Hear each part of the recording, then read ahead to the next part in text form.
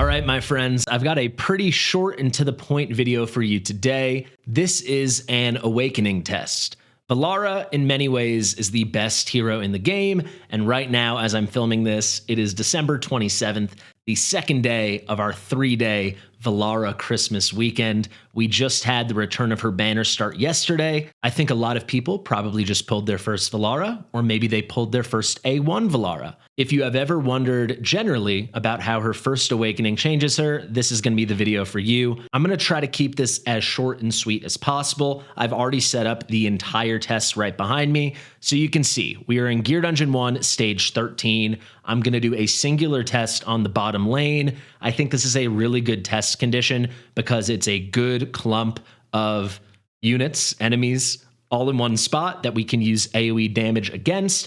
This is also a practical use case. Lately, when I've been doing takeovers for Gear Dungeon 1, Stage 11, 12, or 13, this is actually where I've been using Valara. I use her here on a platform, so kind of like a mage. And yeah, we just take out that bottom lane. So what I've created here is kind of a version of that piece of the run, and we're just going to run the beginning over and over. Well, probably just 2 times, directly contrasting what she's like at A0 and A1. It's pretty clean, it's pretty simple, so let's get into it. This is the build I've put her in. If you're taking on this hard content, you're gonna have good gear, and I figure I'll put her in some of the best gear on my account. Not the absolute very best, but it's pretty close. So you can see I've got her in Cataclysm, even though I'm not running her in an exclusive bangle. I chose to go for higher stats here than an Esotericist exclusive. We're only going to ult once, so no need for the Esotericist exclusive effect. It is a Star Piercer exclusive, but obviously she does not benefit from that. Pretty good piece there. Another very good quad here on the amulet. Not insane rolls, but a very good piece. And then excellent rolls on this attack bonus amulet, where I actually got the special variant effect that allowed me to max out one roll, and I got lucky that it was crit damage. She has 2 quads on the left, both with the standard attack bonus, crit rate, crit damage, attack speed. Very high attack bonus roll there. And then on the breastplate, similarly, we just got that low gold attack bonus, and then slightly better rolls on the crit rate, attack speed, crit damage. All in all, this is definitely a good build. I do have her exclusive maxed out. I kind of want to show her at full potential and see how this A1 changes things. Because believe it or not, the battle you're about to see, she will fail. I am not able to clear the bottom lane with her even in this build without bringing extra support or having her A1. So to set our baseline, I'm going to run her at A0. I'll point out some key numbers that we can remember and then reference when I run her again at Awaken 1. So this is her exclusive. Very, very nice. All in all, I've got a lot of content on Valara. You can go check out some of my guides and breakdowns and showcases or whatever. Just know she's got a lot of underrated utility in her kit, but at the end of the day, she deals a huge amount of damage. So notice when she ults, it's going to be kind of enhanced AoE damage. She'll be able to hit up to 10 targets. She's going to be hitting 4 more. The slow will be stronger. The only relevant thing here, though, is just she's hitting 10 targets. We need to hit 8, so that's pretty key, and the fact that the damage is boosted. It is also worth mentioning over here with her Leap of Faith passive, periodically, there'll be one really clear moment, but it should happen twice when the mobs come down. She will deal damage from her Leap of Faith effect. This is a big burst of 400% AoE damage. This also comes with very strong magic res reduction, and then also it guarantees some radiant erosion. That is significant because when she's at A1, this is the other way that we're going to start getting magic res reduction. Now it's built into her kit. So she's putting it out as a mark that would benefit her and also any other magic damage dealers around. Also, when she gets A1, this is a key feature in the video, whenever enemies enter her attack range, she's going to inflict 1 stack of radiant erosion upon them. Separately, but very much tied to that, whenever she attacks any targets inflicted with radiant erosion, she's going to ignore 25% magic resistance. So this is an extra 25% magic resistance reduction essentially built into her kit as long as the units she's attacking are under radiant erosion. When all these units enter her attack range, all of them will be hit with a 10-second radiant erosion. It doesn't say it here, but the duration on this is 10 seconds. And then from other key mechanics in her kit, she can continually put out more radiant erosion. On all the direct damage she deals, she has a 20% chance to inflict 1 stack of radiant erosion. That's very clutch. When we go over here to this passive, when this triggers, this puts out a guaranteed AoE hit against 10 enemies, and it's going to put out a 10-second radiant erosion. There's a lot of ways she's going to do it. She keeps really, really high uptime on this, making sure all the enemy units have at least one stack, and that is all it takes to enable the second part of this A1 that we're testing here, where she's going to ignore 25% magic resistance. So this is going to be additive. She has the magic res reduction she's putting out here of 30%. Then she gets the A1. If she's attacking units under radiant erosion, in total, those hits will be ignoring 55% of magic resistance, the 30% plus the 25%. Okay, I think we understand well enough. Let's go in and let's check out this test. Once we start dealing the big damage, I'll put it on 1x so we can see things very clearly. For now, I'm just going to get my units out. My Valara is going to go here. Now I'm going to place Ireless here. My Ireless is in a Wings of Grace set, so Valara is getting plus 12% attack. You can see same thing for Ireless. Now I'm going to place my Draylin right here, and we're settling in. We'll wait a bit. This beginning part doesn't matter too much. Here come all the big mobs right next to me. We're going to wait till they come closer, and that actually begins. This is stage 13, so on stage 11 or higher, when the boss does that big, annoying hit of Crimson Moon, she's also going to knock back our rage. So if you're trying to beat this for your first time, that's something to always be cognizant of because it's a key feature of these higher level Gear Dungeon stages. We're going to wait till she has one more Crimson Moon hit. Wait, actually I can already place Regulus now. Right, now I'm going to place Artemis. We'll try to time this out as well as we can and keep it as consistent as possible. So I'm switching to 1x, waiting for Artemis to get loaded up. As soon as he's ready, we're at about 27.5 costs over there. We can even wait till 28, so it's exactly right. We go boom, boom, boom, boom. We get a little damage boost from Draylin as well because she's A1. Now we get some hits. So you can see 550k, that was from the big hit from the passive. And now that's the standard hit we're getting. Those are the enhanced basic attack hits she's putting out during the ultimate. It's about 379k. I think it's 379.4. Yeah, 379,400. So that is going to be our standard. We're getting anti-heal from Artemis, and we're just knocking this damage out. There's the next big leap of faith. That one was 451k. So the numbers right now are 550 on the first big one. Then our standard hits are 379k. And then the second one was 451. You can see there, we get really close, which is impressive. If I haven't mentioned it, but we're running her with an Epic Lord because I wanted to create a situation where I knew, or I had a good feeling, and now I know, that she would fail at A0. Did a really amazing job. She killed 7 of the units, which is very impressive with no extra DPS support and just an Epic Lord who's basically just providing a 10% base attribute boost. But there you go. That's what we're looking at. Let's cancel out. Those are our reference numbers. That is A0 Valara. So really, really good. And you can see some of those numbers are just insanely strong. All of her standard hits going for 379k is crazy. But even with that, at A0, it wasn't enough for her to basically full solo that bottom lane. And we did get support from A1 Draylin, right? I've got A2 Draylin here. You can see at A1, when I initially ulted with her, she's putting out a nice damage increase of 25% for 10 seconds. That's why I think that first leap of faith was 550, and the next one was 451. 550k, 451k. So we're getting that support. She does have a Lord, even though it's only Raiden. But yeah, that wasn't enough. So without further ado, let's go ahead and let's A1 Valara. And let's see if this makes a difference and how big a difference it makes. This is one of the more hyped awakenings in the game. People make a lot out of this, right? They make a big deal of this. I think rightfully so, because there's crazy high uptime on the Radiant Erosion.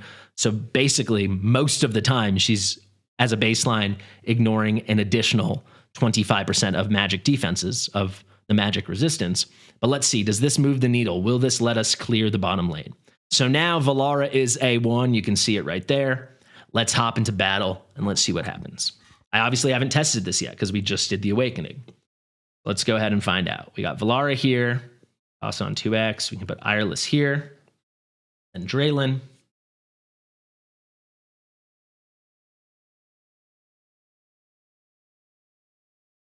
We wait. Regulus down. I'm going to wait for the Crimson Moon before I place Artemis. There's no reason to rush him out because he's just going to have his rage knocked back anyway. That's why I like to wait. Here it comes. Okay, let's place him. I think we did at 28 cost last time, so let's see if we can do exactly the same. Then we'll get some damage numbers to compare. Here we go. Boom, boom, boom, boom. Here should be the big hit. There we go, 581. So really good, but not a huge difference. The basics are coming in for 401k instead of 379k. So that's great, but you know, there's only so much magic resistance to ignore, even at these high levels. She already has the 30% magic res reduction debuff she's putting out. So this is a difference, right? Like in the arena, this would be a big change for you, right? But effectively, it's an increase in damage of, let's just pause it for a second. Let's do the math, about 1/9, right? We went from like actually not even, it was like 379 to 401. So it's like 1/19 actually. So we're looking at like 5 to 7% more damage on those basics. Very nice. Let's see here. Now it's up to, that's the big AoE. So that's 492 on the second big AoE. So, they're both up about, I think that's about 40 to 50k. Now let's see those standard attacks again. 343, 343. This is when it went down a bit. Is she going to be able to pull it off? She still can't even get it done. So it's pretty excellent, but it's not going to be like this, oh my God, she's a new hero kind of thing. So in PvP content, I think this is going to be relevant. Let's run it back again. But it's actually much less of a difference than I thought, even for this. And I think it's because the magic resurrection is so strong already. We did build her with very high attack. You might see a bit of some differences if I had a crit damage main stat on the right, but as we all know, for most content, you just wouldn't do that. So let's watch it again. That was very interesting. That really did surprise me. Ooh, Artemis too early. Sorry, I'll leave it in. I make mistakes. All right, yeah, let's settle in and let's see. So those main basic attacks from her ultimate were hitting for 379k. And right there, it was what, like 401k, I think? Maybe it was 411. We'll go super slow on these next ones to make sure we don't miss anything.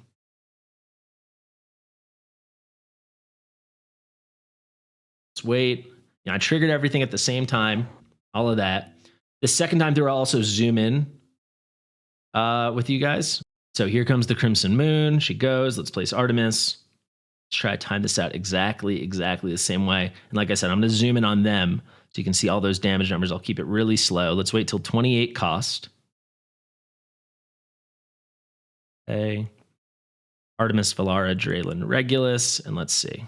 Here's going to be the big hit, the Leap of Faith, 581k. So it's up from like 550, right? It's like a little bit more than 5%, a little more than a 5% increase. Let it keep going. And the main hits are 401k, right? Up from 379. We're up 22k. Let's see, the next big one, 492 as opposed to like 450. And now, yeah, it comes down here to 343. So it is really good. But yeah, even there with this lesser squad, she's not picking it off. Now don't get it twisted. You know, if I brought a Zealous or if I geared my Artemis with any damage, because he can deal a little damage himself, or certainly if you brought Zealous or Demi, easily you can clear this. This build is enough, even with an Epic Lord, or you can just bring a Legendary Lord. But I thought I had a pretty nice little balance here, pretty good condition that would be like, oh, she can just barely not do it at A0, but then at A1 she'll be able to do it. But as we can see, wasn't able to do it. And the increase was a lot less than we expected. All right, so I actually paused the filming so I could go back and watch what we recorded so far and do some math. And you can see right here, this was the change. So I went frame by frame. You can watch it back yourself if you want. But this is what I found. When she was at A0, when she was ulting and had those enhanced basic attacks, she was hitting for 379,400. And then at A1, it jumped to 401,141. So an increase of less than 22,000 damage. I found that very surprising. Now I'm calling this the first leap and the second leap. These are the big AoE hits that happen twice during the ult that come from her passive, this auto move over here, Leap of Faith. So if we go back, you can see the first leap when she was at A0, she dealt 550,338 damage. And then at A1, it was 581,873 damage. This was an equal change, by the way, on the ult basics and the first leap. We saw changes of 5.73%. And then that second leap, we saw a bigger change here, and I'm not sure why. So if you have a theory, let me know below. But when she was at A0, it was 451,187 damage. And then at A1, it jumped to 492,145 damage. So that was an increase of 9%. In general, though, we're seeing a single-digit percent increase in damage, right? It's ranging somewhere between, 5 and 9%, something like that. Part of this probably has to do with the build, right? It's so heavy on attack, but this is pretty standard. I think this is what a lot of people would expect. I do have a very good artifact as well with a nice flat attack roll, so I want to acknowledge that. Our results also might be influenced by this content. Maybe these guys have less magic resistance than I thought. I thought these were pretty high magic resistance enemies from my dealings with them in the past. But all in all, I think this is significant in PvP content, right? Without a doubt. Like, this is good, but it is not what I expected at all. And frankly, people ask me all the time if an unpolished soulstone is worth it to make Valara A1. And I would say if you're very serious about PvP based off of this, still yes. But otherwise, I really don't think so. Maybe there's more testing I should do. If you have ideas, let me know. But that's the conclusion I've come to here from this specific test. I think in PvE content, on the whole, it's a luxury awakening, not a necessary awakening. In PvP, those little differences are the difference very often, and you're going to be going up against a lot of other Valaras. So if they have A1 and you don't, that would suck. Or if they have A0 and you have A1, that's really good, right? So you want to make sure you're not giving them that edge, and then you want to be taking that edge when you can get it. So for that reason, I do think the A1 has a lot of value in the arena. And then without a doubt, all of her awakenings are huge in GVG. The A3 makes her so much harder to deal with. She's so much harder to kill. And then obviously the A5 comes with increased damage as well. But yeah, in my opinion, very, very surprising results. Let me know what you guys think in the comment section below. I've been Fastidious. Please consider subscribing to the channel, share it with your mother, like the video, and I'll see you real soon. Bye.